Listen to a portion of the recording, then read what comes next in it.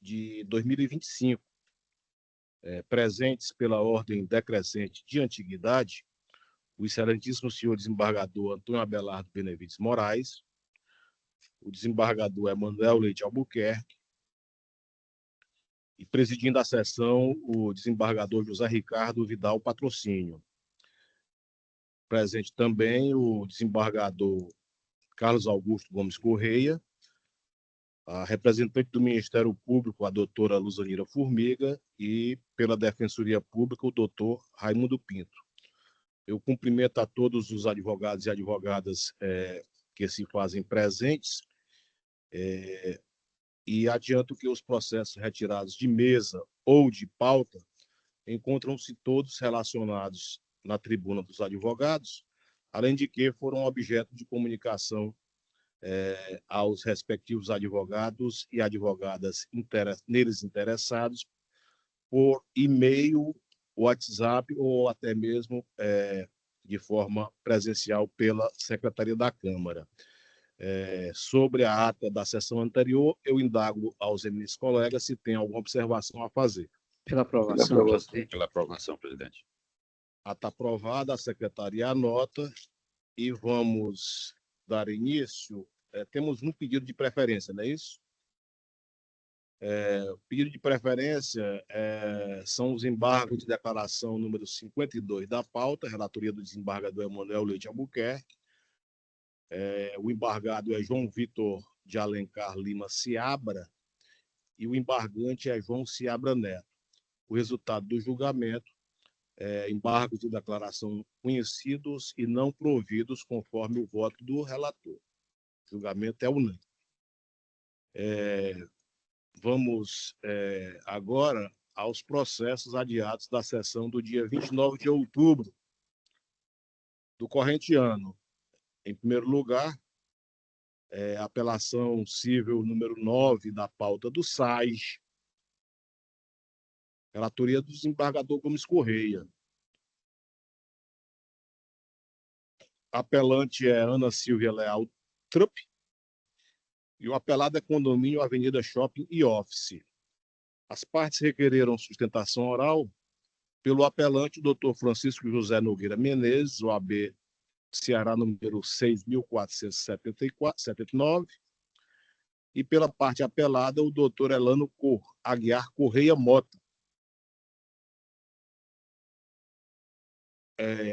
Ambos esses advogados se encontram presentes. Doutor Francisco José Nogueira Menezes se encontra presente para falar pelo apelante. Doutor Francisco José Nogueira Menezes requereu sustentação oral para falar pela parte apelante. O número do OAB dele é Ceará, número 6479. No entanto, não atendeu ao chamamento para realizar a sustentação oral. Doutor Elano Aguiar Correia Mota já se encontra ali na tribuna, e eu indago ao doutor Elano se dispensa a leitura do relatório e também a própria sustentação oral, tendo em vista que falaria pelo apelado. E a proposta de voto do eminente relator, que já se encontra unânime, é no sentido de não prover o recurso de apelação. Dessa maneira, entendemos que não haveria interesse em sustentar. Confere? Inicialmente, boa tarde aos eminentes desembargadores integrantes dessa Câmara. Eu só vou tomar a liberdade de cumprimentá-los e vou declinar da sustentação. Tá. Agora só um minuto, porque a secretaria informa que está faltando o voto do desembargador Emanuel. Desculpa.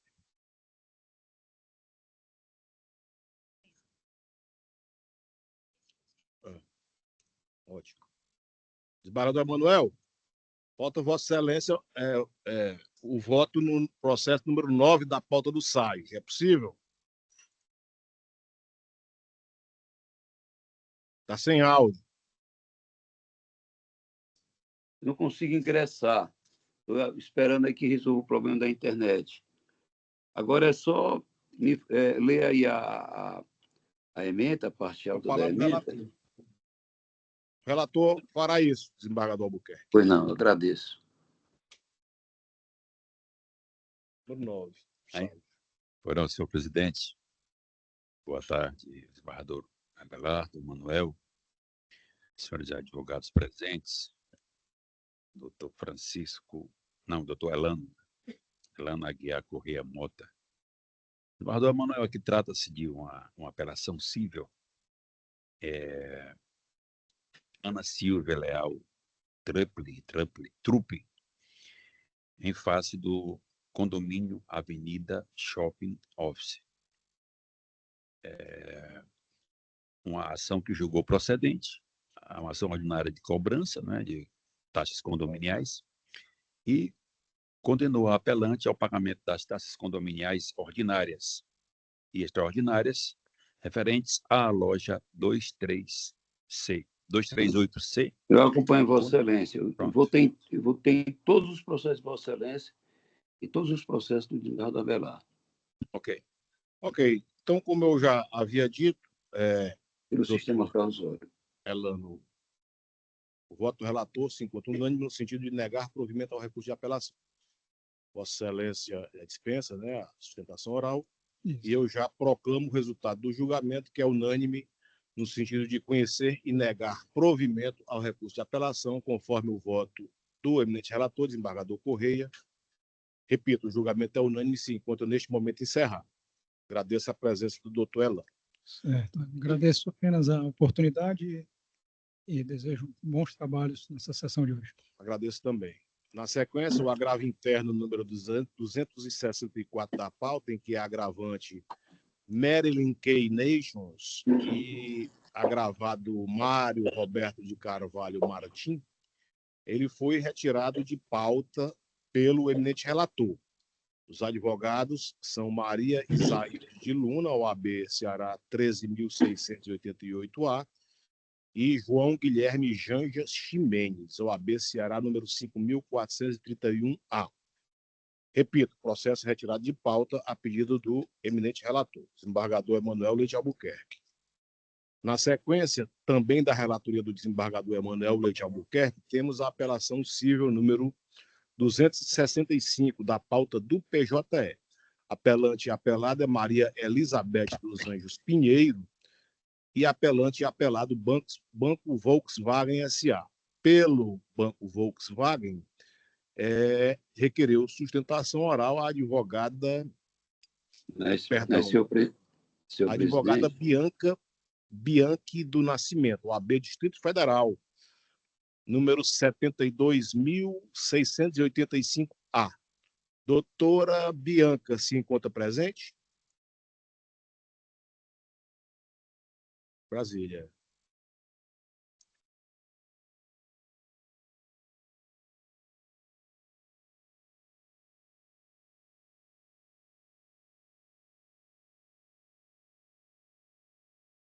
Doutora Bianca se inscrevera, se encontra na sala virtual?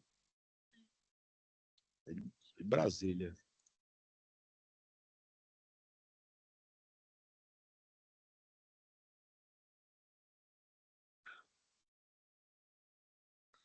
Pois bem, doutora Bianca Bianchi do Nascimento se inscrevera para realizar sustentação oral pelo Banco Volkswagen, mas não atendeu ao chamamento, está unânime. E eu proclamo o resultado do julgamento, que é unânime no sentido de julgar prejudicado o recurso de apelação, conforme o voto do relator, desembargador Leite Albuquerque. Pois não. Exatamente. Julgar prejudicado o apelo de Maria Elizabeth Anjos Pinheiro e julgar provido a apelação do Banco Volkswagen S.A.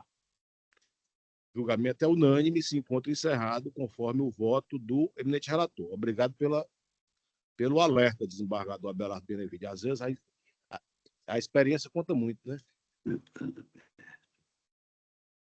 Então, o julgamento encerrado. Apelo de Maria Elizabeth dos Anjos Pinheiro, julgado prejudicado, e o apelo do Banco Volkswagen S.A., julgado provido conforme o voto do relator, desembargador Leite Albuquerque. Na sequência, também da relatoria do desembargador Leite Albuquerque, o agravo de instrumento número 263 da pauta do PJE. O agravante é o Náutico Atlético Cearense e a agravada é Bárbaras Serviços de Alimentação e Apoio Empresarial Limitada. Pelo agravante, requereram sustentação oral os advogados Frederico Cortez Borba, OAB Ceará 24.887, e Marcos Félix da Silva Leitão, OAB Ceará número 23.295. E pela parte agravada, o doutor Felipe Vasques Sampaio, OAB Ceará número 25.390-A. Doutor Felipe se encontra presente? Eu vou formular uma pergunta dirigida a ambos os causídicos. Se dispensam a leitura do relatório. Fica dispensada a leitura do relatório. A secretaria anota e eu já concedo a palavra ao doutor Marcos Félix da Silva Leitão, para falar pelo Náutico Atlético Cearense. Desembargador Emanuel? Pois não, este é o 263 da pauta, relatoria de Vossa Excelência. Perfeito. Agora, eu tenho a dificuldade, eu não estou ainda estou com dificuldade aqui com a internet. Mas é possível prolatar o voto? Não, é possível, até porque, verbalmente aqui. É do PJE. Perfeito. Está em mesa, né? Está em mesa, tudo bem, mas é o que eu estou explicando para Vossa Excelência. Eu não estou conseguindo acessar o PJE. Vou conceder a palavra ao nobre causídio, doutor Marcos Félix da Silva Leitão, pelo prazo de até 15 minutos. Tem Vossa Excelência a palavra. Boa tarde. Primeiramente, gostaria de cumprimentar aqui o excelentíssimo desembargador presidente, o desembargador relator, inclusive os membros desta Egrégia Câmara, doutor Procuradoria, colegas advogados e advogadas, uma boa tarde, colaboradores, demais presentes.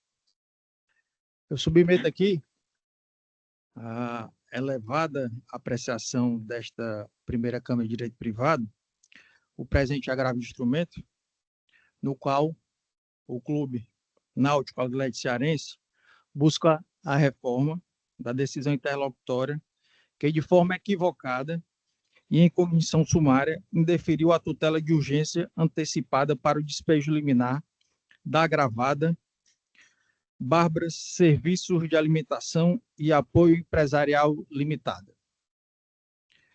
Vemos aqui, desembargadores, este tribunal não apenas pelo direito, mas pela urgência que o caso requer. A manutenção da agravada na posse do imóvel diante do inadimplemento e o desvio da finalidade do qual se encontra essa situação representa um dado contínuo e irreversível ao patrimônio do clube e aos seus associados.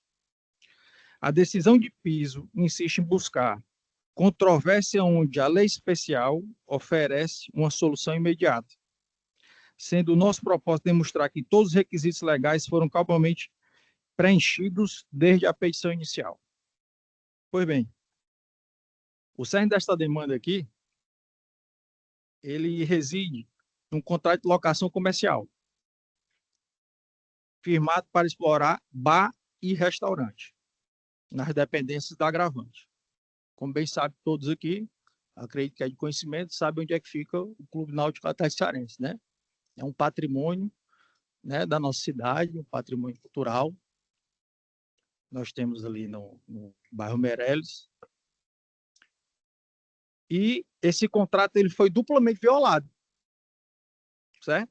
Primeiramente, pela inadimplência, quanto mais, e parcial dos aluguéis, onde não foi só de aluguel que está inadimplido, mas IPTU, a taxa da SPU, culminando hoje um débito atualizado de R$55 mil.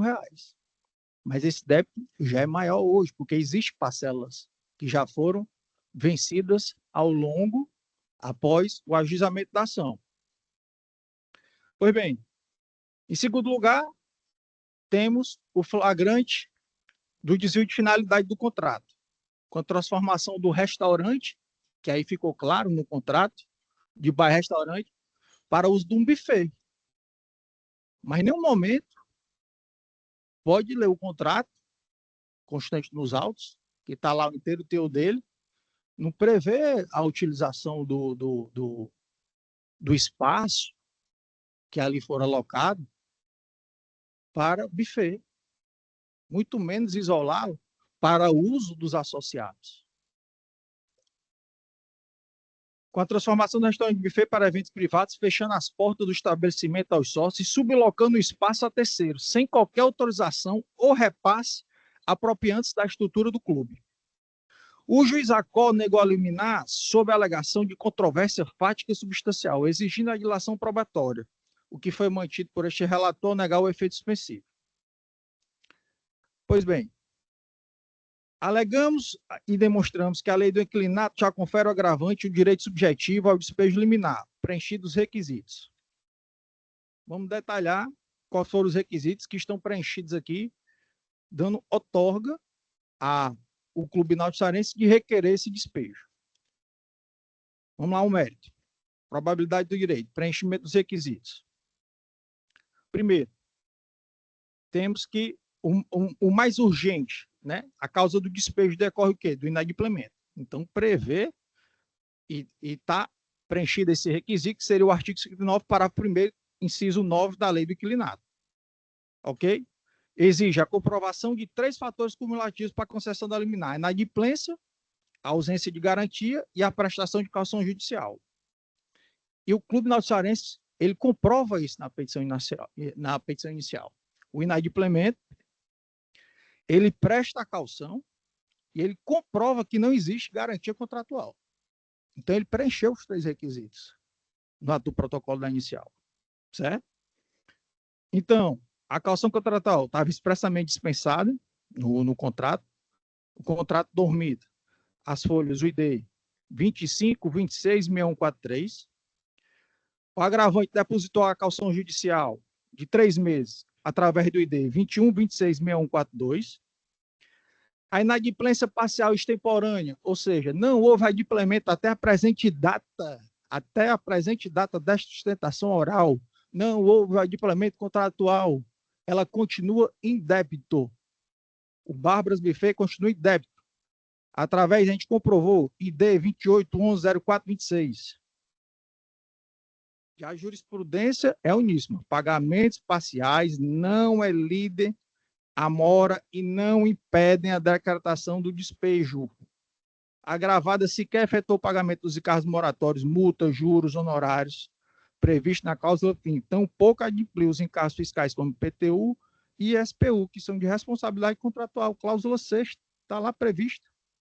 Se a agravada quisesse evitar a liminar, deveria ter realizado o quê? A purgação integral da mora na contestação e ter depositado o valor integral. Ela estava resguardada para discutir, sim, o contrato ali. Então, ela teria que garantir o juízo. Ela não fez isso. Vamos ao mérito. Segundo ponto, a gravidade do desvio de finalidade.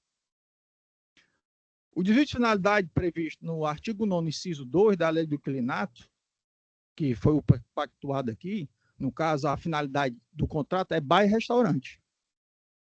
Contudo, os documentos anexados aos autos, aí eu cito aqui os IDs 28830993, 28830995, 28829993. Comprova que o fechamento da casa para eventos privados por longos períodos, transformando o lugar em um lucrativo buffet. E qual foi a vantagem que o clube está ganhando com isso? O clube só está ganhando prejuízo.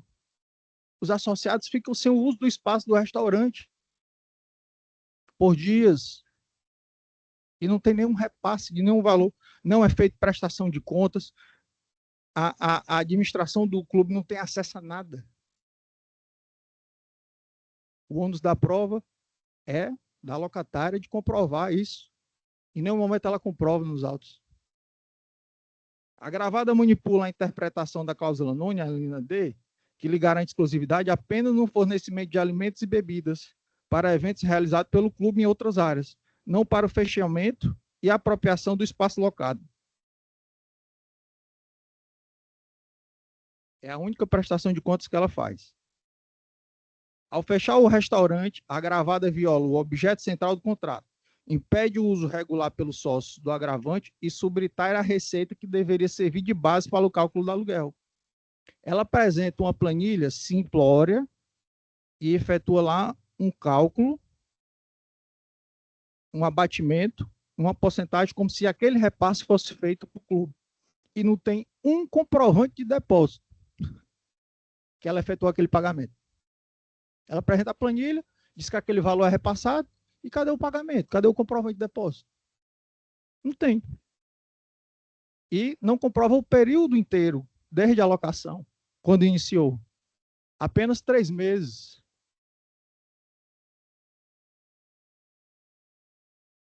Vamos à réplica.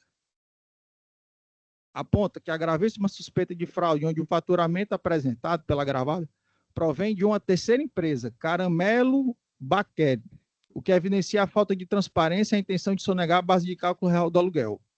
Então, o desvio de finalidade é cristalina e a má-fé contratual é manifesta. O pedido do dano e a ineficácia da dilação probatória. A agravada sustenta que o saneamento do processo em primeiro grau, que determinou a perícia contábil, resultaria na perda do objeto do presente agravo. Esta tese não prospera, ao contrário do que demonstra a urgência da pretensão. O agravo ataque é negativo da liminar, que, se mantida, forçará o agravante a suportar uma longa instrução probatória. Perícia, testemunhas, enquanto a agravada continua a explorar o imóvel com desvio de finalidade sem pagar o aluguel devido e sem transparência.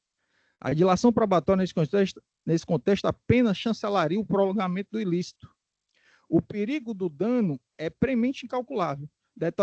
Deterioração da situação financeira e da imagem institucional do Náutico Texarense, causada pela exploração predatória do seu espaço mais nobre. O direito está mais do que provável. A urgência é evidente, a medida do despejo liminar e o único meio eficaz de estancar o prejuízo. Então, diante disso, eminentes desembargadores, em face do exposto, é inequívoco o preenchimento de tantos requisitos do artigo 59, parágrafo 1º, inciso 9, da Lei do Inquilinato, quanto da infração contratual grave do artigo 9, inciso 2, ambos da Lei do Inquilinato, ou seja, da lei especial, não abrindo espaço para outra legislação, certo? Não abrindo espaço para a dilação probatória. Então, requer a esta Ecrégia Câmara o conhecimento e total provimento do presente agravo de instrumento para que, reformando-se a decisão de piso, seja deferida a tutela de urgência recursal, determinando-se a imediata expedição do mandado de despejo, a fim de que a agravada desocupe voluntariamente o imóvel no prazo de 15 dias sob pena de despejo compulsório. A justiça reside na sala de reparação do direito violado. É o que se espera e requer. Muito obrigado. Obrigado, doutor Marcos Leitão. Concedo a palavra agora ao advogado Felipe Vasques Sampaio, para falar pela parte agravada. Bárbaras Serviços de Alimentação e Apoio Empresarial Limitada.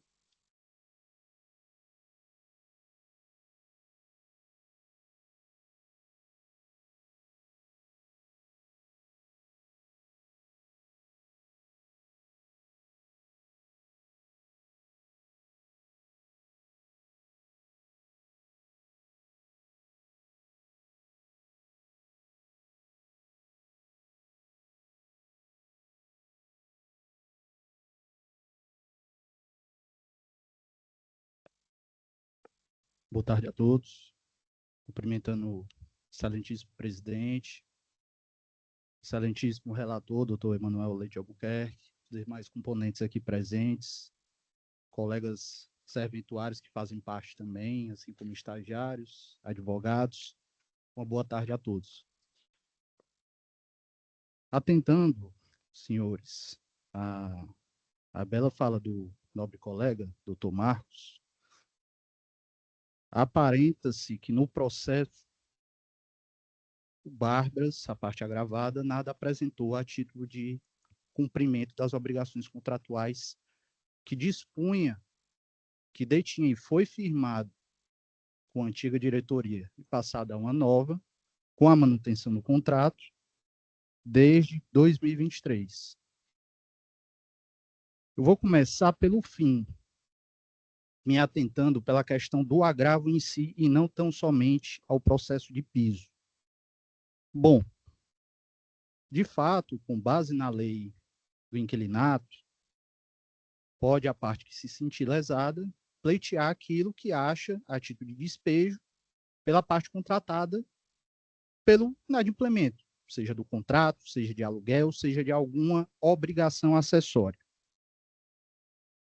Quando eu começo pelo fim, é em relação ao entendimento, a quo, no sentido da extensa dilação probatória. Pois bem, na petição inicial, em primeiro grau, o Náutico argumentou que não existia qualquer tipo de pagamento realizado de janeiro de 2025 a junho de 2025. Pois bem, a empresa foi notificada extrajudicialmente, está posto nos autos do agravo, inclusive. A agravada contranotificou e apresentou em QR Codes extensos documentos, mas apresentou em QR Codes cada faturamento, cada pagamento detalhado. A parte agravante argumenta que houveram pagamentos parciais, vamos dizer, não liquida o valor. Não tem como liquidar o valor, excelências. Contrato, na cláusula 13ª, salvo engano, não estou aqui com o contrato, mas existe uma disposição expressa, dizendo que do faturamento, 10% do faturamento bruto do contrato seria destinado ao adimplemento como um pagamento de aluguel. Isso não se discute. Agora, a quantificação, o valor que entende a parte agravante, que é lhe conveniente ou que lhe desagrada, bom, essa é uma questão que demanda e está fora dentro do escopo do processo. Por que isso? Porque está posto no contrato. Vamos falar de taxas de IPTU, imposto de IPTU, taxas SPU, que seja. Do momento da afirmação desse contrato, repita-se, 2023, com validade até 2028, o Náutico, que é de fato um clube histórico, todos nós passamos aqui pelo Náutico na nossa vida. Eu que sou um pouco mais novo, e assim, com respeito a cada um de vocês, a cada um dos presentes, avós, famílias, funcionários, toda a sociedade alencarina faz parte do Náutico. Não é um nicho, pessoas específicas que comandam ou mandam no Náutico Atlético Cearense, mas a sociedade em si. Antes da afirmação desse contrato, eu não sei se vossas excelências, inclusive o eminente relator, botou os pés no Náutico para ver como é que estava a situação do restaurante. Se falar em prejuízo de uma pessoa jurídica, de uma parte que investiu mais de milhões de reais para a reestruturação e exploração do bar e restaurante, e não se fala em ocupação de espaços, porque isso nem é comprovado na exordial do processo de primeiro grau e nem é comprovado em sede de agravo. Há uma disparidade e uma mudança repentina de causas de pedir e pedido por parte do Náutico Atlético Cearense que parece que empurra, tenta induzir a uma narrativa que não condiz com o que consta no processo. A última decisão do nobre juiz de primeiro grau determina, assim como o colega destacou, produção de prova pericial contábil para saber se há parcialidade, adimplemento total e inadimplemento. A decisão, que é objeto do presente agravo, ela foi fundamentada não somente nos requisitos autorizadores da concessão da tutela de urgência. Se fosse assim, certamente pela sapiência e sabedoria e pela análise do juízo de primeiro grau e também do eminente relator, a ordem de despejo teria sido conferida, e não foi o caso. Infelizmente, a manutenção dessa narrativa, ela perdura. Pois bem, vamos falar dos critérios, dos requisitos da concessão de tutela. Probabilidade de direito, levando em consideração a decisão de primeiro grau, atacado no agravo, e a decisão proferida em sede de tutela recursal. Pois bem, não há um resquício de inadimplemento levando em consideração aquilo que é exigido por parte do Náutico. Lembrando a vossas excelências, termos do contrato, 10% sobre o faturamento bruto daquilo que seria explorado. Não há que se falar em probabilidade de direito, se o próprio juiz Acu e o eminente relator reconhecer a controvérsia. Se estender a dilação probatória é um prejuízo para o Náutico Atlético Cearense, que até hoje está recebendo aluguéis com base nos termos do contrato, imagine-se o dano irreversível a uma empresa que realizou investimentos de grande monta, sem poder, mas o fez, reformas estruturais. Felipe, me dê só um minuto da vossa atenção. Aqui a Secretaria informa que, neste momento, a conexão do relator do processo, desembargador Manuel Albuquerque, ela acabou de ser interrompida. Então, para que não haja prejuízo para a defesa de Vossa Excelência, eu peço a colaboração e a compreensão para que nós possamos providenciar que o relator seja reintroduzido na sessão para que Vossa Excelência prossiga em defesa do seu cliente. Okay? Claro, claro. Como é que Vossa Excelência quer proceder? Eu aguardo aqui? Aguarde aí. Aguardo. Seu tempo será contado de volta. Pois não. O senhor falou 7 minutos até agora. Falei um pouquinho, né? Metade. Mas você tentar ser breve.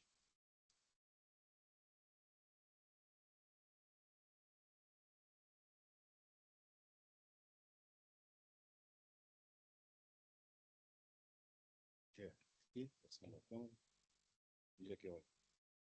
Pessoas. Desembargador Emanuel, Vossa Excelência me ouve?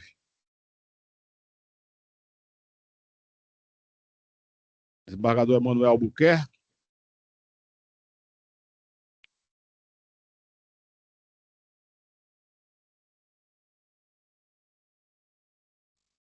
Desembargador Emanuel Leite Albuquerque? Vossa Excelência está me ouvindo? Eu estou com a bem, Eu estou aqui com a informática, viu? Já tinha conseguido ingressar aqui na... O advogado está na tribuna, ele pode prosseguir? Vossa Excelência ouve bem? Pode, eu estou ouvindo bem. Tá, então vou restituir a palavra ao nobre causídico para prosseguir em sua defesa.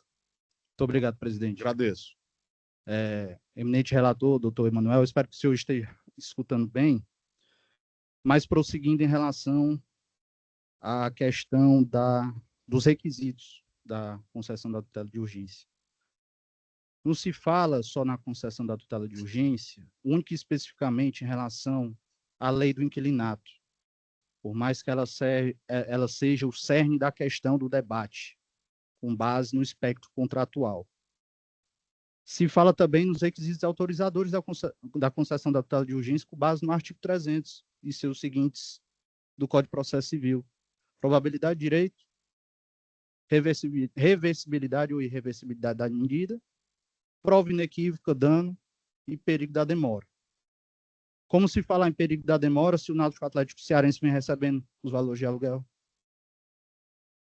Como se falar em desvio de finalidade se não há um único documento em sede de agravo e no primeiro grau comprovando, sem o efetivo contraditório, que os espaços utilizados pelo Bárbara, que são de propriedade do Náutico Atlético Cearense, teriam sido utilizados pelo próprio buffet.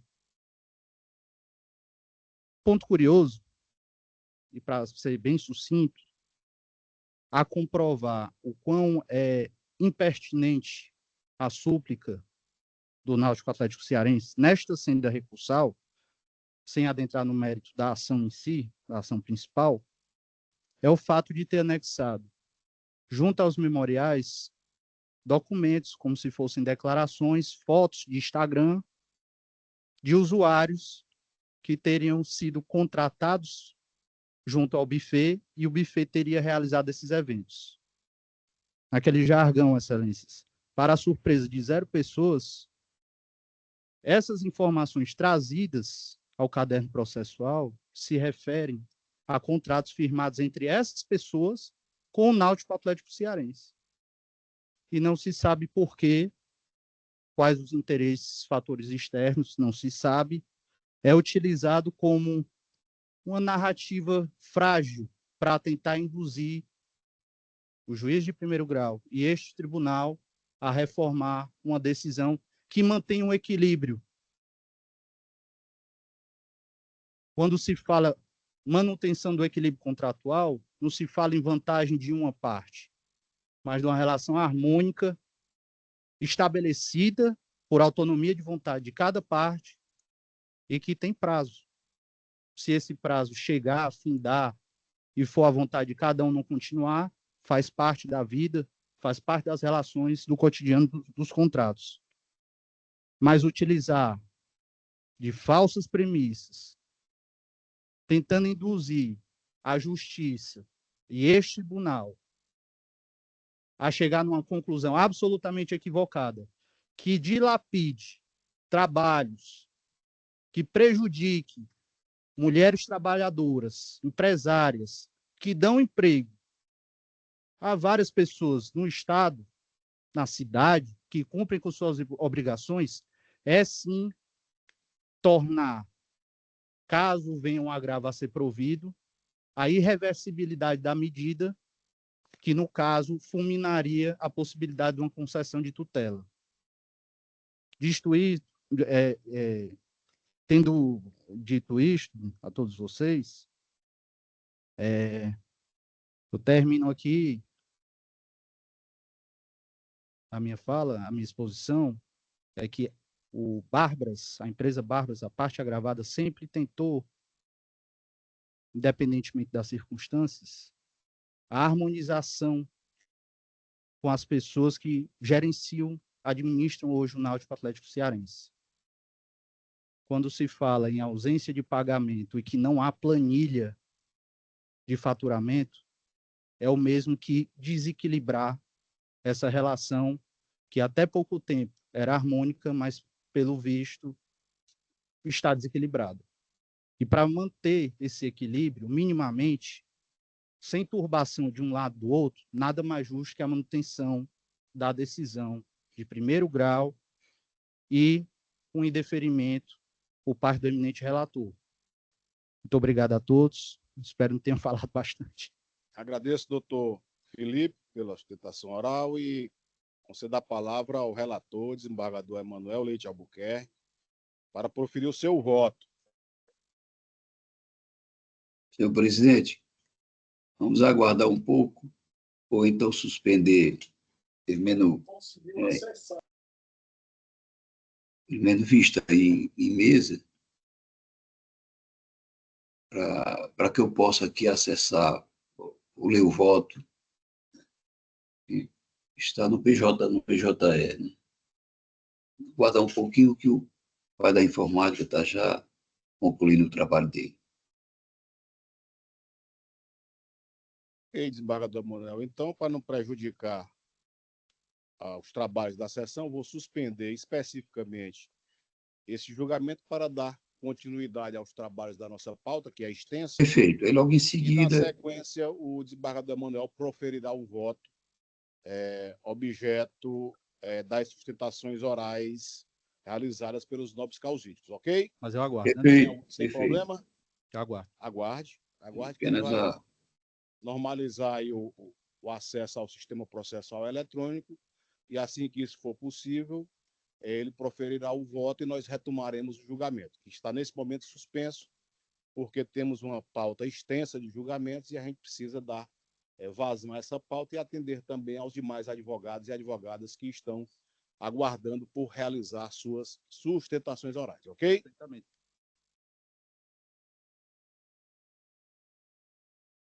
Quem é o advogado? Doutor Fabiano Silva Taura, se encontra? Doutor Fabiano, o processo número 261 da pauta, de relatoria do desembargador Emanuel Leite Albuquerque, foi Vossa Excelência fez sustentação oral na semana passada. ele está julgado, certo? O eminente relator é unânime o julgamento no sentido de negar provimento ao recurso. Ok? O julgamento está encerrado. Tá ok. Obrigado.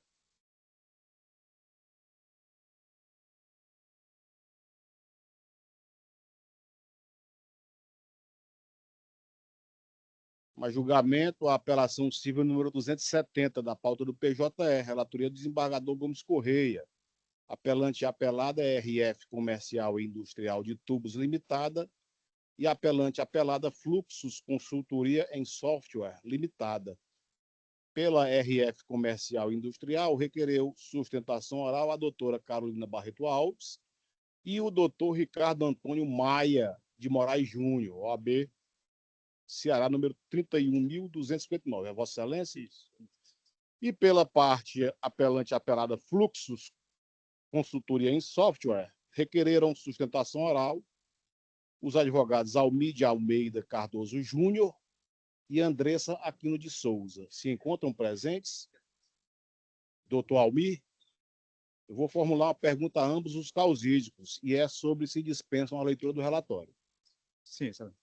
Então, eu vou conceder a palavra, em primeiro lugar, ao doutor Ricardo Antônio Maia de Moraes Júnior, o AB Ceará, número 31.259, para falar pela RF Comercial e Industrial de Tubos Limitada.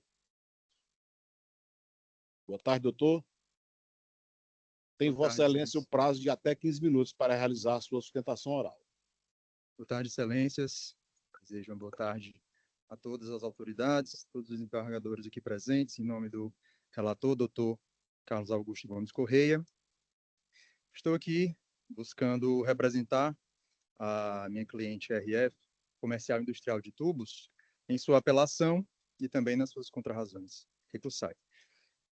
Excelências, eu vou pedir a vênia para ler em alguns trechos aqui, deste roteiro que eu trouxe, tendo em vista que esse caso é um caso de muita complexidade técnica, que não envolve apenas o direito, mas que envolve também aspectos técnicos ligados a software e tecnologia.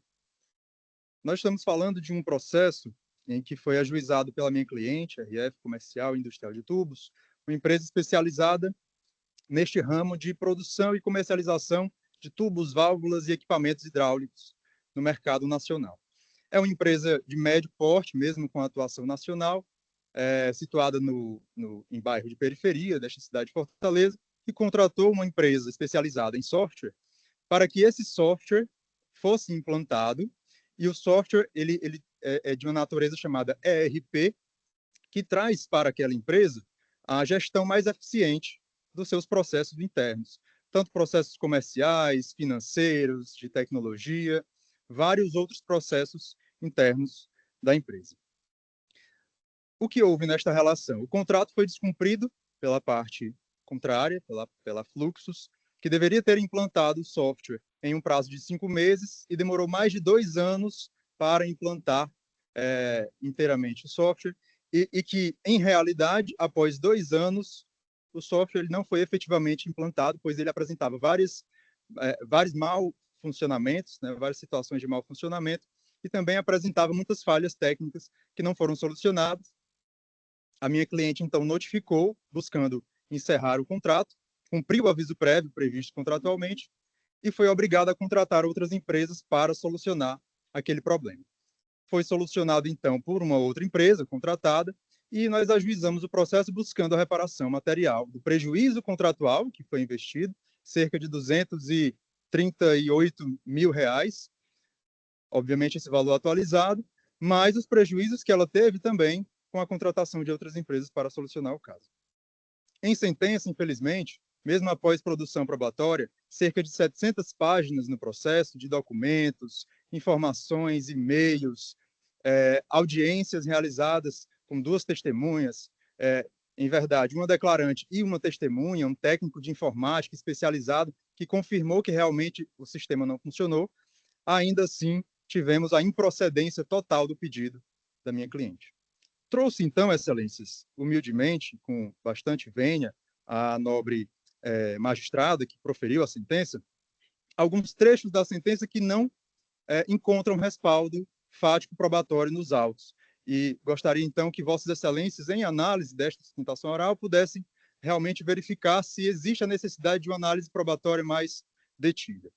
Em primeiro lugar, Excelências, devo reconhecer e ressaltar que houve o reconhecimento de uma relação de consumo neste caso. Tratando-se de relação de consumo, percebemos que a relação existente entre a RF, a autora do processo, e a Fluxus, a parte demandada, é uma relação de vulnerabilidade. A minha cliente, portanto, é detentora da vulnerabilidade técnica, tendo em vista que a especialidade dela é a produção e venda de tubos hidráulicos e não entende nada de tecnologia, software e sistemas de informação. Isso foi reconhecido na sentença, em verdade, na decisão de saneamento e na sentença foi confirmado. Segundo ponto, Excelência, que preciso registrar diante desta vulnerabilidade, é que a sentença considerou que a parte autora jamais se contrapôs àquele sistema, passou 2 anos de consultoria da empresa contratada sem que o sistema funcionasse, e ainda assim a parte autora não teria alegado descumprimento durante esse período. E que teriam havido alguns relatórios de atividade dessa empresa de consultoria Fluxus, a parte demandada, em que a parte autora assina o relatório mensal de atividades, como se essa assinatura fosse reconhecendo que o trabalho estava sendo bem feito. Excelências, eu preciso trazer essa vulnerabilidade para esse ponto. Como a sentença pode reconhecer que uma mera assinatura de algum preposto da empresa, às vezes da área comercial, às vezes da área de marketing, confirmaria que o trabalho técnico foi devidamente prestado? Não há como se exigir que uma empresa de médio porte tenha uma equipe totalmente especializada e acompanhe devidamente a tecnicidade do trabalho, pois ela contratou uma empresa especializada com um valor caro, esperando que essa empresa entregasse um bom serviço. Ela então estava confiante de que esse serviço estaria sendo bem prestado, mas não estava, tanto que demorou mais de 2 anos para ser efetivamente implementado. Outro ponto, Excelências, é que a sentença ela diz que a contratação de uma outra empresa para resolver aquele problema, depois de 2 anos de mal execução daquele contrato, isso não seria a causa do dano material. A sentença, na verdade, diz que a causa não foi a falta da implantação do software, na verdade, a causa de um eventual dano material seria o não funcionamento integral do software. Excelências, eu preciso trazer uma suposição para que nós possamos entender todos aqui do direito como funciona um contrato de desenvolvimento e implantação de um software. Imaginemos que o Tribunal de Justiça do Estado do Ceará contrate uma empresa para implantar o PJE. Imaginamos, então, que este contrato, obviamente, por este contrato, a empresa se obriga a entregar o PJE funcionando. Se o PJE é instalado, esse software é instalado no sistema do tribunal, mas ele não funciona, ele não permite funcionalidades, de que adianta o tribunal ter contratado esta empresa? Será que esse serviço foi bem prestado se o software não está funcionando? Percebemos, então, Excelências, que este contrato é um contrato de resultado, é uma obrigação de resultado, não é uma obrigação de meio. Não é simplesmente tentar, com os melhores esforços, entregar um software. A obrigação da empresa contratada é entregar o software plenamente funcional. Tanto que, em seu projeto de implantação, ela inclui no valor do contrato, por isso que o contrato é muito caro, um serviço de consultoria prévia à implantação. Antes da implantação, a empresa fornece uma consultoria, ensinando os funcionários a utilizar, identificando qual é o ambiente tecnológico da empresa, vendo se o Wi-Fi é bom, se a estrutura de cabos é boa, vendo se os bancos de dados são bons, e se não for, a consultoria vai trazer as melhorias para que o software seja implantado. Mas o que é que nós temos, Excelências, na sentença? A sentença considerou que a falha que causou o inadimplemento contratual não foi da contratada, foi da contratante. Que a contratante, porque não tinha uma estrutura boa de tecnologia, deu causa ao inadimplemento contratual. Ora, Excelências, a própria empresa contratada deveria ter implementado essas melhorias necessárias a que a tecnologia funcionasse. Então, em verdade, a sentença permissa venia está equivocada, pois ela entende que a culpa é da contratante, mas, na verdade, o serviço deveria ter também aprimorado essa estrutura técnica da contratante. Tanto, Excelências, que aqui no contrato, está na página 4 do contrato, que são as folhas 32, o próprio contrato formulado pela empresa demandada, ora apelada, diz que a instalação do software não é apenas o download de um software. Não é como um aplicativo que nós temos no celular, em que você faz o download e está ali plenamente funcional. A instalação deste software, por ser complexo, demanda a instalação, treinamento dos usuários administradores e fornecimento de chaves de licença para ativação do software. Não é só fazer o download, mas tem que funcionar e treinar os funcionários para utilizar. No anexo 2 do contrato, está na folha 46 dos autos, diz que o projeto de implantação do software é composto de atividades de instalação, instalar o software, configurar o software, customização do software e treinamento. Então, excelências, a implantação do software, conforme o anexo 2 do contrato, folhas 46, não é apenas instalar, mas é fazer todo esse procedimento para deixá-lo funcional. Se a empresa contratada não deixa funcional, ela falha no seu objetivo, ela falha no seu propósito contratual. E aqui eu trago também o escopo desse detalhamento, em que diz que não é só o software base que deve ser instalado, mas todos os seus módulos de funcionamento. O que é isso? Um software complexo como esse, o ERP, ele tem um software base, mas ele tem que ter vários módulos diferentes, integrados entre si. O módulo do financeiro tem que estar integrado com o módulo do comercial, com o módulo de emissão de notas fiscais, com o módulo de importação. Todos esses módulos devem estar funcionando, não apenas um, o principal. No caso, não houve funcionamento nem mesmo do principal, mesmo após 2 anos de serviço. No anexo 1 do contrato, folhas 44, também, o anexo fala que o software contratado consiste nos componentes identificados abaixo, que são todos esses módulos. Não se trata de um mero software simples, mas de um software complexo, e que depois de instalar o software complexo, deve haver a integração desse software com outros. Imagine, no nosso caso fictício do PJE, deveria haver a integração do PJE com um outro sistema interno de Vossas Excelências para lançar a decisão diretamente naquele software. Se não houver integração, o software não será integralmente funcional. Prosseguindo, Excelências, então, outro ponto que a sentença trouxe para declarar a improcedência do pedido é que o software foi instalado corretamente. Mas com base em que premissas a sentença não nos trouxe? A sentença disse que a parte autora alega, a parte ré comprova, e em réplica a parte autora não contrapõe os argumentos. Excelência, nós contrapusemos sim os argumentos, inclusive com provas. Trouxe aqui, Excelências, uma prova testemunhal, o técnico de informática que comprovou especificamente que o software não funcionou. Outra prova que está nos autos e que não foi apreciada na sentença, mesmo após embargo de declaração, é uma contranotificação, a resposta da empresa à nossa notificação para encerramento contratual. Nesta contranotificação, prestemos atenção, no dia 5 de abril de 2016, 2 anos após a contratação. O diretor da empresa, chamado Edson Amaro, reconhece, nesta contranotificação, que existem falhas no projeto. Ele diz o seguinte: aproveitamos e registramos que o projeto de implantação se encontra bastante atrasado. Excelências, trata-se de uma declaração do sócio-diretor da empresa contratada, que reconhece 2 anos após a contratação que o projeto está bastante atrasado, tendo no momento uma parada de mais de 6 meses. O reconhecimento do erro da parte demandada é claro, Excelências, e isso não foi objeto de apreciação pelo juízo de primeiro grau.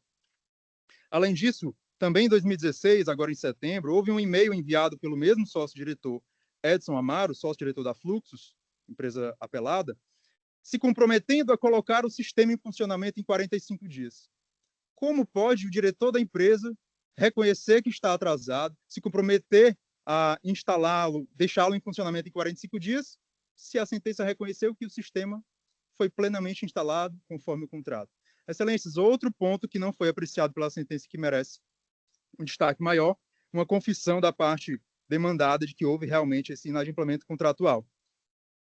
Outro ponto também que nós precisamos destacar, Excelências, é que os relatórios de atividades produzidos pela empresa diziam que 2 anos após a contratação, o serviço estava em fase de consultoria pós-implantação.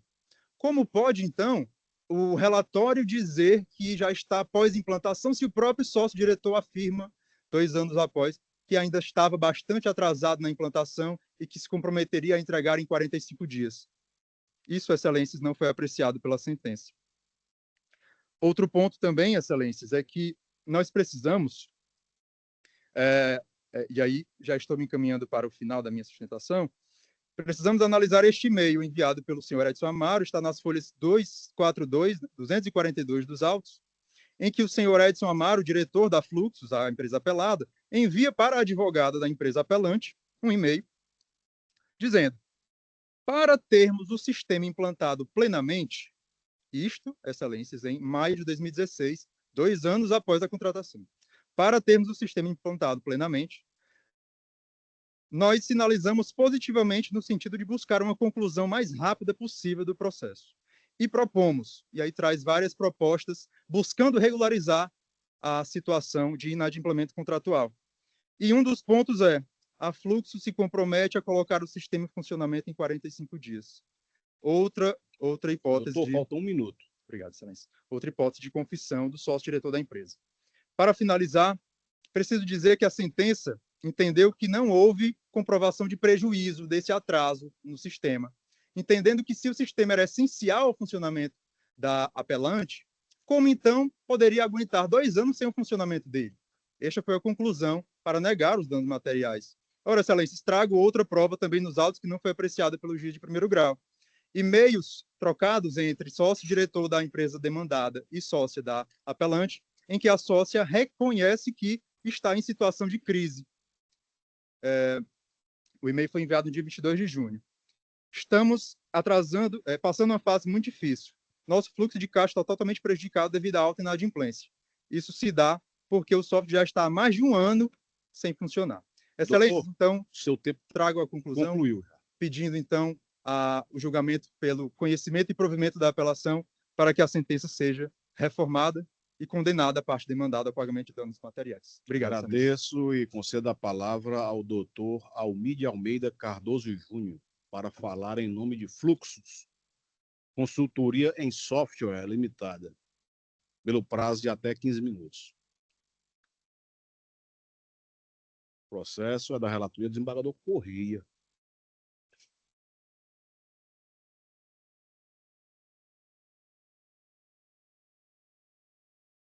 Presidente, boa tarde. Boa tarde. Boa tarde, eminente do relator. Boa tarde, demais presentes. Eu vou iniciar pela parte da contrarrazões da apelação da empresa RF, tá, trazendo alguns pontos, né? Todos os pontos apresentados pelo Dr. Ricardo, muito bem explanados, eu concordo com todos. Entretanto, há um ponto-chave nessa relação contratual que não foi exposto pelo Dr. Ricardo, que é o quê? Todos os fatos que ele traz são do ano de 2016, certo? O contrato foi ampliado, incluindo outra empresa, em 21 de 12 de 2016. Então, por que a empresa estava tão insatisfeita com a relação contratual? Por que ela fez uma ampliação do termo do contrato, ainda acrescendo uma nova empresa do grupo, que é a empresa Windy Comércio Atacadista? A Windy, pelo que eu entendi na relação comercial, ela vende os tubos no varejo e a indústria produz, né? Mas, enfim, então, toda essa alegação de relação de não implantação, né, de prazo excessivo e demais alegações com relação à necessidade de outra empresa cai por terra, porque o contrato foi prorrogado. Existe no processo um aditivo contratual, incluindo uma nova empresa do grupo da RF. Então, sim, é ilógico eu estar insatisfeito com o serviço e 6 meses depois do último e-mail que o Dr. Ricardo leu para Vossas Excelências, eu renovar o contrato incluindo outra empresa do meu grupo, né? E outro ponto também que eu gostaria de destacar, Excelências, é que a fala, né, e na audiência a gente teve a questão do técnico que o Dr. Ricardo trouxe, né? Ele participou da audiência inicial, né, e o técnico foi o mesmo que assinou os documentos confirmando que o sistema estava seguindo as fases de implantação. Todos os atrasos, né, inclusive o técnico confirmou isso em audiência, todos os atrasos foi por falta de estrutura de internet, por cancelamento de agenda da empresa e pela rotatividade de funcionários. Como é que eu implanto um sistema, um RP, que é um sistema totalmente funcional, que o objetivo é controlar a empresa como um todo, se eu não tenho os funcionários para ensinar? Como é que eu faço esse treinamento? Como é que eu faço essa implantação? Então, assim, realmente beira um impossível. Nesse caso, eu a gente está tratando sobre esse ponto, tá? Ele fala também, a apelante fala também da contratação da Agna Construtora para concluir a instalação, tá? Só para explicar para vocês, contextualizar. A Fluxus é uma empresa licenciada da SAP. A SAP é uma empresa americana que faz RP concorrente da nossa TOTS, que é a nossa brasileira, certo? Então, a Fluxus, ela pega o sistema já pronto e ela vai na empresa, faz todas as personalizações, porque o sistema é um sistema amplo, né? Funciona para todos os tipos de empresa. Então, cada empresa, de acordo com a sua particularidade, precisa ser readequado e reordenado para tornar o sistema funcional, tá? A empresa, a Agna Consultoria, né, ela atua no ramo de consultoria gerencial de sistemas. A Agna Assessoria, a Agna Consultoria, ela faz consultoria de implantação para treinar os funcionários, que era a consultoria que a Fluxus estava fazendo nos meses seguintes. E, além disso, Excelência, assim, a gente não tem nenhuma documentação, nenhum contrato, nenhuma nota fiscal, só planilha unilateral apresentadas pela Fluxus, né? A apelante alega também, Excelência, uma cobrança maior e um enriquecimento ilícito da parte da Fluxus, e realmente isso foi comprovado nos autos. A Fluxus realmente emitiu notas maiores, mas elas foram compensadas em todas as notas seguintes. O juiz de primeiro grau, né, nesses pontos, para a gente, nós entendemos que ele foi perfeito, né, e trouxe e respondeu todos os pontos necessários, tá? Sobre a questão da aplicabilidade do Código de Defesa do Consumidor, Excelência, eu gostaria de tratar com Vossas Excelências, que é uma relação de empresa para empresa, né? O B2B, que a gente chama no mercado, né? E nós já temos precedentes do STJ Pacífico, que é o RESP 1.195.642 do Rio Grande do Sul e 1.323.219 do Rio Grande do Sul, onde ele traz claramente que o CDC é inaplicável nessas situações, né? Enfim, concluindo com relação às contrarrazões da apelação da parte, ele realmente não houve, ele fala que não houve comprovação do adimplemento, né? A Fluxo fez o adimplemento contratual. As provas que fomos apresentadas da impossibilidade de realmente implantação do sistema foi por falhas técnicas, isso inclusive comprovado em audiência por testemunha, né? Ficando todas as teses ressachadas. E com relação à nossa apelação, Excelências, eu serei breve, trata-se apenas de um honorário que foi fixado por equidade em um valor da causa de 245 mil, os honorários fixados foram arbitrados em R$ 2.500, que é menos de 1% do valor da causa. Então, nós estamos requerendo a aplicação do termo repetitivo do STJ, julgado acho que 15, 20 dias atrás, né, que fala da apreciação equitativa de valores de condenação relevante, e nesse caso, né, para ambas as partes, é uma condenação relevante. É isso, Excelência, minha sustentação oral, agradeço a oportunidade, fico à disposição para qualquer esclarecimento. Doutor Almir, pela sustentação oral e concedo a palavra ao relator, desembargador Gomes Correia. Pois não, senhor presidente. Renovando os cumprimentos.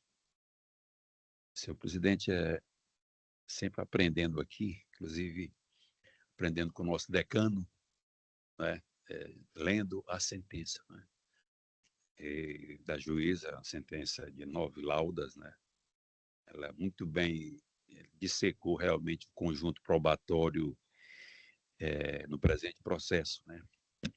Trata-se de apelações cíveis interpostas por RF Comercial e Industrial de Tubos, Limitada, e Fluxus Consultoria em Software, Limitada, contra a sentença da 33ª Vara Civil de Fortaleza, que julgou improcedentes os pedidos formulados em ação de indenização por danos materiais e morais decorrentes de contrato de licenciamento, implantação e suporte de software RP, entre parênteses, SAP Business One.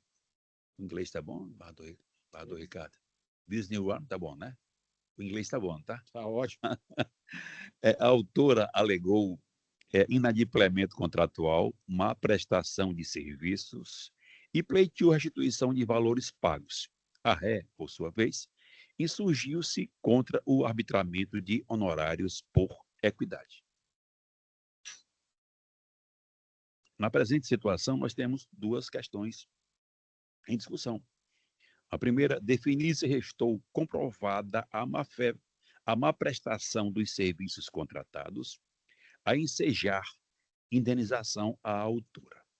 E dois, estabelecer o critério adequado para a fixação dos honorários de sucumbência diante da improcedência dos pedidos. O reconhecimento da relação de consumo atrai a aplicação do artigo 14 do CDC, que impõe responsabilidade objetiva ao fornecedor, ressalvadas as hipóteses do parágrafo 3º, incisos 1 e 2, quando demonstrada a inexistência de defeito ou a culpa exclusiva do consumidor. As provas juntadas pela RE comprovam a efetiva prestação dos serviços contratados, com relatórios técnicos assinados pela própria consumidora, registros de execução das fases de implantação, treinamento e suporte. Os atrasos e falhas pontuais decorrem de dificuldades estruturais e de conexão da empresa contratante, bem como o reagendamento de visitas e alterações solicitadas pela autora, o que configura culpa exclusiva do consumidor, o que exclui o dever de indenizar nos termos do artigo 14, parágrafo 3º, inciso 2 do CDC. A autora não produziu contraprova suficiente, nem apresentou reclamações formais durante a execução contratual, o que vai de encontro à cláusula que exigia comunicações por escrito. Depoimentos testemunhais confirmam a competência técnica da equipe da RE e a adequação das medidas implementadas, corroborando a tese defensiva. Quanto ao recurso da RE, aplica-se o entendimento do STJ no tema 1076, segundo a qual é vedada a fixação de honorários por equidade quando o valor da causa ou proveito econômico forem elevados, devendo ser observados os percentuais do artigo 85, parágrafo 2º do CPC.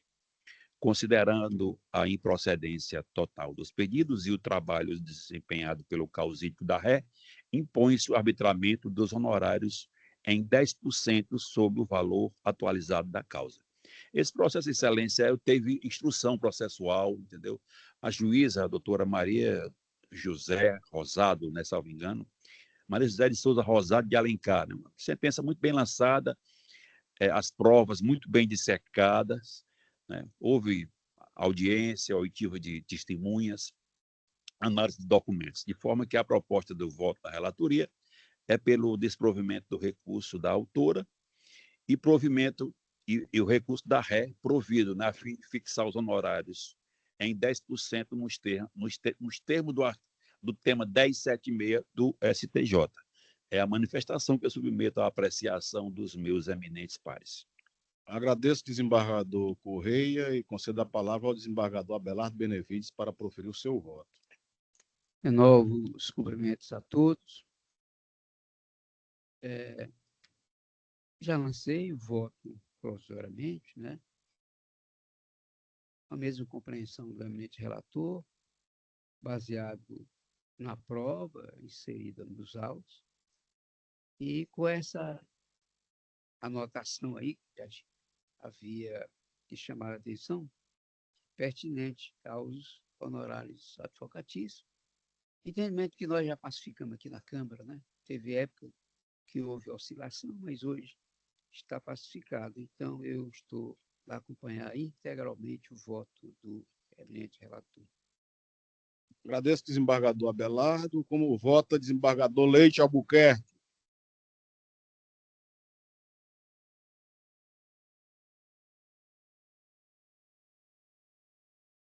Caiu.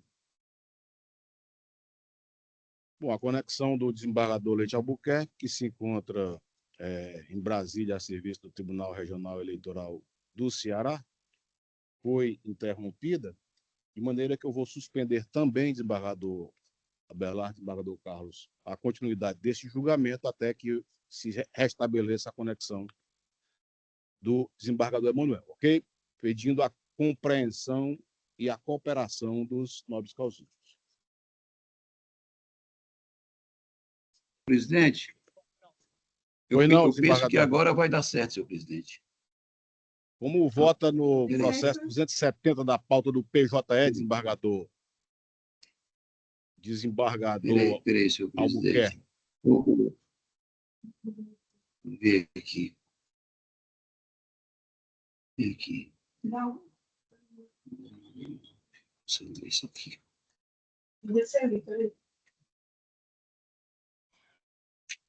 Peraí.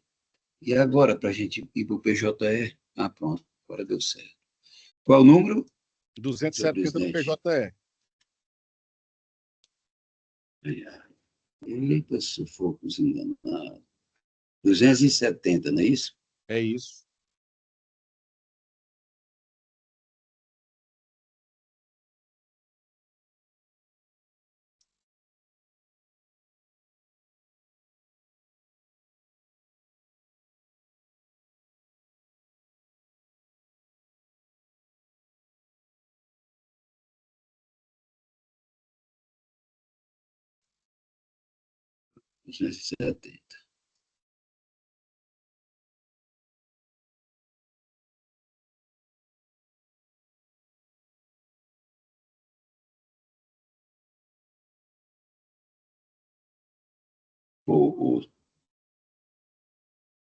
Já teve o voto aqui, do voto do excelente relator, do Carlos? Sim, o relator já votou, o desembargador Abelardo Benevides acompanhou.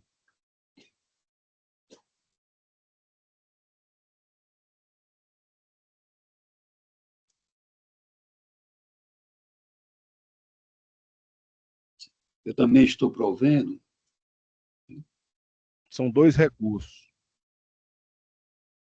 É o 270. Eu já votei pelo sistema provisório, inclusive. Isso. Viu? Os advogados Qual fizeram outro? sustentação oral. Vossa Excelência precisa Não, dizer eu cheguei a ouvi-los. É 270. Não, só cheguei a ouvir a sustentação oral aqui da parte apelante. O apelado também realizou sustentação oral. Certo. Então, qual outro? 270, qual outro? É só o 270.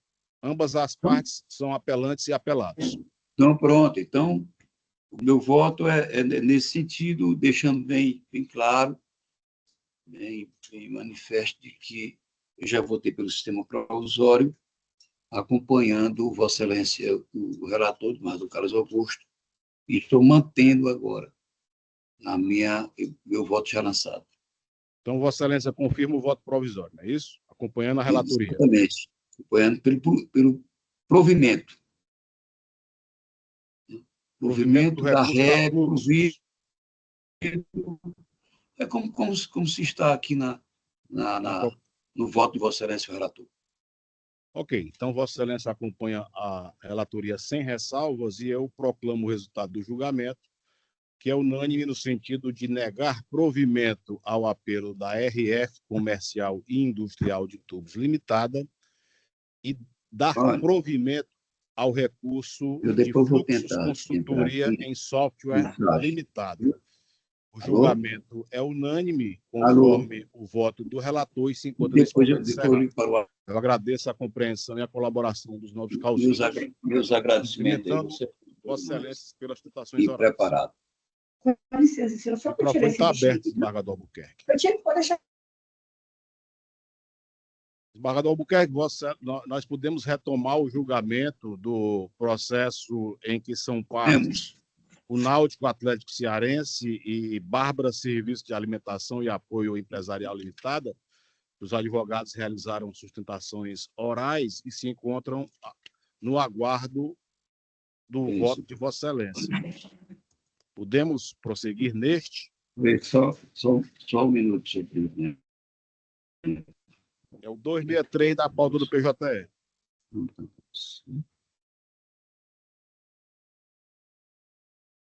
Certo. Obrigada. Ou não? Só um minutinho, senhor presidente.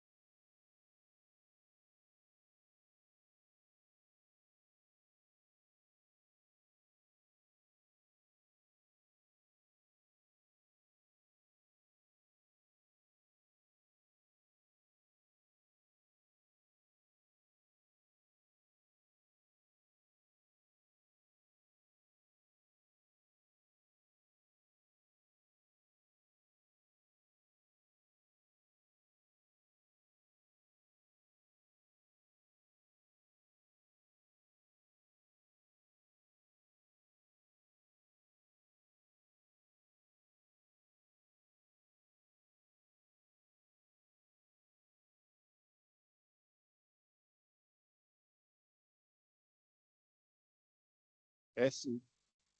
Ah.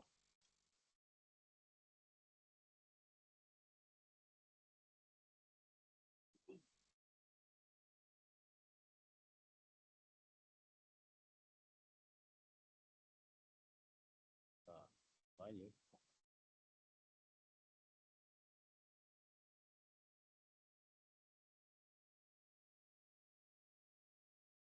Desembargador Albuquerque, seu microfone está desligado.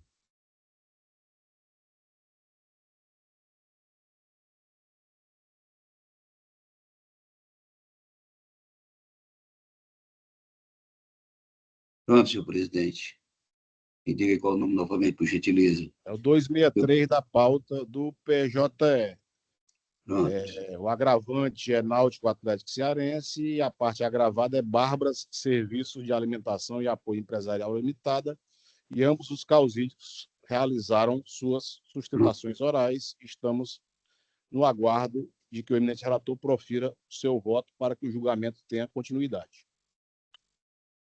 Deixa eu só.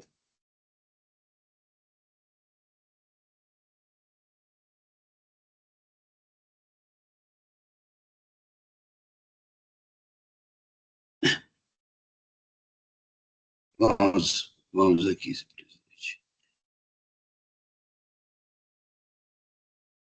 O primeiro ponto aqui que estou analisando, pode entender que estão preenchidos os requisitos necessários aqui para intrínseco e extrínseco que compõem o juízo positivo. É que Obrigado. temos uma petição, atravessada uma petição aos autos, suscitando a perda de objeto deste agravo, ao fundamento em virtude nova adição interlocutória proferida pelo juiz Acó. Estou dizendo, ocorre que tal argumento não prospera, uma vez que a mencionada decisão trata apenas de saneamento processual, sem nenhuma alteração da interlocutória proferida anteriormente, razão pela qual passa agora a análise no mérito do recurso. Então, eu digo em seguida que o cerne da questão a ser analisada nessa etapa de cognição sumária consiste em verificar se é possível determinar que a parte agravada desocupe o imóvel descrito no contrato de locação firmado, conforme postula o agravante. E digo que anoto que, para antecipação de tutela recursal, é necessária a demonstração dos requisitos cumulativos da probabilidade do direito, é o artigo 300 do Código de Processo Civil, a exigência do artigo 300. E digo que, na situação fática posta, o autor agravante sustenta que comprovou que a ré agravada se encontra em mora contratual e que vem descumprindo flagrantemente o contrato de locação entabulado, razão pela qual postula pela antecipação da tutela recursal, a fim de que o imóvel seja devidamente desocupado. E cito aqui, em seguida, o artigo 59, parágrafo 1º da Lei do Inquilinato, 245/91, que diz que é sob a possibilidade de despejo com fundamento no inadimplemento contratual. Eu estou citando este artigo e dizendo que neste artigo, parágrafo 1º, prevê expressamente as condições para que o pedido seja deferido em caráter liminar. Então, vou por fora da leitura do artigo 59, desse parágrafo, e aqui do item 9, e estou citando algumas decisões do Superior Tribunal de Justiça a respeito, né? Só a parte que mais interessa: concessão de liminar, despejo por falta de pagamento, caução de 3 meses de aluguel. Aí aqui uma decisão do ministro Vilas Boas, publicada em 27/10/2015, que tem uma outra no mesmo sentido, do ministro Luiz Felipe Salomão, de 2011, e digo, com efeito, havendo lei específica, regulando a relação jurídica havida entre as partes, bem como as situações em que o magistrado pode deferir o pedido de desalejo As suas disposições não podem ser desprezadas, residindo nelas os elementos necessários à formação, à convicção do julgador, sob a presença da probabilidade do direito justificador, junto com o perigo da demora, no deferimento da tutela provisória de urgência. Então, eu digo que tem-se que uma das duas hipóteses, inciso 9, prescreve que poderá ser concedido eliminado de despejo por falta de pagamento de aluguéis e acessórios do seu contrato locativo sem contrato desprovido de garantia previsto no artigo 37. E cito aqui o artigo 37. E em seguida, que desta feita para o despejo liminar, em razão da falta de pagamento de aluguéis e acessório à locação no vencimento, mostra necessário o preenchimento de outros requisitos aqui, que é o oferecimento de caução no valor correspondente a 3 meses de aluguel, e está o contrato desprovido de quaisquer garantia prevista no artigo 37 da Lei de Locação. E digo que, após a formação da relação processual e análise dos documentos juntados pelo agravado, concluo que a requerida não se desincumbiu do ânus que lhe competia, nos termos do artigo 373, inciso 2 do CPC, tendo apresentado apenas comprovantes genéricos de transferência via Pix, tem o ID aqui 28110-426, bem como lista de faturamento produzida unilateralmente, que é um outro ID, sem a necessária, que tá aqui tem todos esses documentos nesses IDs, sem a necessária existência de prestação de contas dos valores apurados, o trabalho de encontrar a base de cálculo dos aluguéis fixado contratualmente em 10% do lucro bruto obtido, inclusive com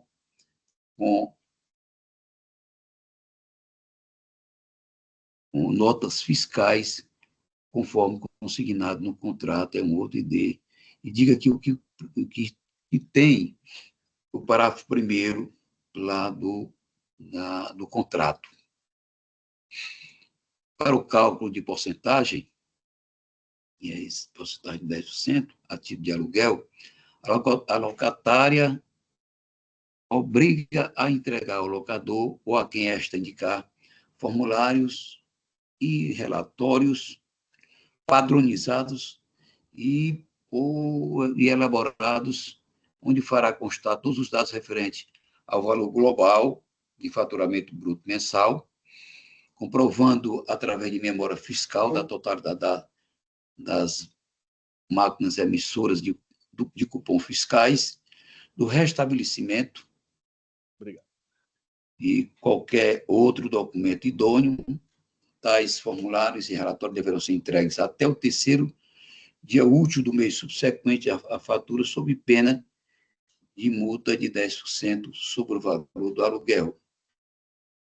Então, eu digo que outro sim, tem-se como demonstrada a dúvida o desvio de finalidade contratual do imóvel, na medida em que o locatário estaria fechando o estabelecimento quando a realização de eventos privados, aí tem 2 IDs aqui, tem a documentação do processo principal, desvirtuando irrespondivelmente a finalidade do contrato, que seria a disponibilização do restaurante para os associados náuticos, bem como para o público externo, deixando de observar disposições contratuais e os artigos 9º, inciso 2 e 23, inciso 2 da Lei 9.245 de 91.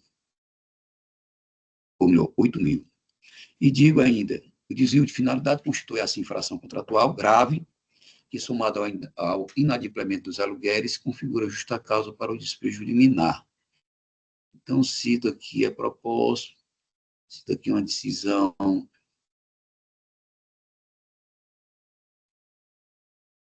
do desembargador Carlos Augusto Gomes Correia, citando também decisão no mesmo recurso, citando o desembargador Francisco Mauro Ferreira Liberato, datado aqui de 9/6/2023, cita aqui uma decisão minha, de minha relatoria, em que eu também cito o desembargador Francisco Mauro Ferreira Liberato, e temos uma outra da desembargadora Maria Regina Oliveira Câmara, que cita Sua Excelência, o presidente José Ricardo Vidal Patrocínio, 3/7/2025. E convém destacar que, embora a decisão anterior de minha relatoria tenha indeferido pedido de tutela antecipada, a análise do mérito recursal e dos documentos apostados para a formação do contraditório revela a necessidade de revisão daquele entendimento e de, desta forma, presentes requisitos legais para a concessão do despejo liminar, quais sejam contrato escrito, prova do inadimplemento, demonstração de infração contratual por desvio de finalidade, impõe a reforma da decisão agravada. Então, diante do exposto, estou reformando a decisão agravada para conceder pedido liminar de despejo, determinando a desocupação do imóvel pela agravada. Eu estou aqui estabelecendo um prazo de 30 dias, embora se saiba que o artigo 59 prevê 15 dias, mas eu acho um prazo muito curto, viu? E, ante a robustez da prova documental, eu manifesto descumprimento contratual. E assim como voto, senhor presidente. Agradeço, desembargador Emanuel Leite Albuquerque. Na sequência, eu voto eu. E eu inicio cumprimentando os nobres causídicos que realizaram as sustentações orais tanto pela parte agravante como pela parte agravada. No caso, o doutor Marcos Leitão e o doutor Felipe Vasques Sampaio, os meus cumprimentos pelas judiciosas sustentações orais. O caso aqui, caros colegas, envolve uma ação de despejo lá na origem, em que o juiz de primeiro grau negou a liminar de despejo e em face dessa decisão que negou essa liminar de despejo é que o Náutico Atlético Cearense ingressou com agravo de instrumento visando obter no tribunal o efeito ativo no sentido de conceder a liminar de despejo, o fez com base no artigo 59, parágrafo 1º, inciso 9 da Lei do Inquilinato. Nós temos aqui uma ação de despejo em que ela se funda em dois pressupostos. O primeiro, a falta de pagamento. O inquilino, no caso, a empresa Bárbaras, ele não vem honrando, segundo o autor da ação de despejo, o agravante, os pagamentos mensais convencionados. E o segundo fundamento dessa ação de despejo diz respeito a uma infração contratual pelo fato de que o locatário ou a locatária desvirtuou a finalidade desse contrato ao utilizar o espaço da locação lá no clube para a realização de eventos privados, quando, na realidade, a finalidade do contrato era a instalação de um restaurante que serviria não apenas aos associados do clube, como também ao público em geral, e que, portanto, esse desvio de finalidade, essa infração contratual, residiria no fato de que a locatária, a empresa Bárbaras, estaria fechando esse espaço para atender eventos privados e não a finalidade prevista no contrato. Esta é a questão de fundo. Nós sabemos que é possível a liminar de despejo quando presentes alguns pressupostos previstos no artigo 59, parágrafo 1º, inciso 9 da Lei do Inquilinato. São eles: a falta de pagamento de aluguel e acessórios no vencimento. Aqui, muito embora o nobre causídico da parte agravada tenha sustentado que fez esses pagamentos, não há nos autos a comprovação cabal desses documentos. E como se dá a comprovação desses documentos? Por um documento muito simples chamado recibo. Não há recibos de quitação desses aluguéis nos autos. O segundo pressuposto diz respeito à inexistência de garantias previstas em lei nesse contrato de locação. São elas a fiança, a caução locatícia, etc. De maneira que o contrato está desprovido dessas garantias. É o segundo pressuposto para a concessão da liminar de despejo. E o terceiro pressuposto diz respeito à prestação de caução equivalente a 3 meses de aluguéis. Também esse pressuposto está devidamente caracterizado nos autos. De maneira que, com essa compreensão, eu voto acompanhando a relatoria no sentido de reconhecer a presença dos pressupostos necessários à concessão dessa ordem de despejo. E aqui, no caso, eu me lembro muito da lição do professor Marinoni, desembargador Abelardo, desembargador Carlos. O tempo, no processo civil, ele não pode servir para proteger e amparar a parte que não tem razão. De maneira que tudo aqui nesse processo, na minha compreensão, na minha visão de entendimento, é no sentido de que quanto mais o tempo passa, mais prestigia, mais privilegia a parte que não tem razão, que no caso aqui é o inquilino. Primeiro, porque não adimpliu a tempo e modo, pelo menos não está devidamente caracterizado nos autos, o adimplemento dos aluguéis e seus encargos. Isso se dá, repito, com a exibição dos recibos competentes. E, segundo lugar, porque há aqui realmente uma desvirtuação do contrato de locação, que foi entabulado no sentido de prover o clube de um restaurante que pudesse servir aos associados e ao público em geral e que pudesse trazer, consequentemente, uma renda também para o clube, para a sua própria manutenção. E, no caso aqui, este desvirtuamento do contrato locatício está presente com a entrega, com a utilização do espaço para eventos privados e não aqueles originalmente contratados. De maneira que, com essas considerações, eu sigo o voto do eminente relator e faço uma última ponderação com relação ao fato de que, inicialmente, o eminente relator não ter concedido a liminar. Isso é absolutamente normal. Após o contraditório, após o estabelecimento do contraditório, aquilo que inicialmente estava um pouco obscuro, vamos dizer assim, ou não devidamente evidenciado, com o contraditório ele se aperfeiçoou e trouxe mais segurança ao eminente relator para conceder a ordem de despejo visada no agravo de instrumento. Com essas considerações, eu sigo o voto da relatoria. Como voto ao desembargador Correia. Não, senhor presidente, li atentamente o voto inicial, aliás, a decisão inicialmente do eminente relator e ouvi atentamente os advogados, li o voto aqui da relatoria, mas eu gostaria de pedir, eu vou pedir vista desse processo para um melhor exame. Vista concedida ao eminente desembargador Gomes Correia, julgamento suspenso. Agradeço mais uma vez a presença dos senhores advogados que realizaram suas sustentações orais perante a Câmara.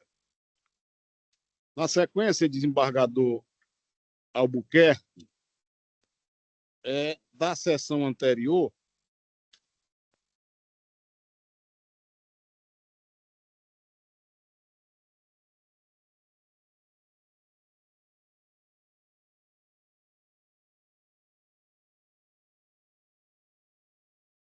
Excelência, está me ouvindo? estou ouvindo bem. Da sessão anterior, nós temos a apelação civil número 258 da pauta. Está em mesa? Doutor José Amauri Batista Gomes. Da minha relatoria? Da relatoria de Vossa Excelência. Doutor José Amauri Batista Gomes Filho requereu sustentação oral. 258.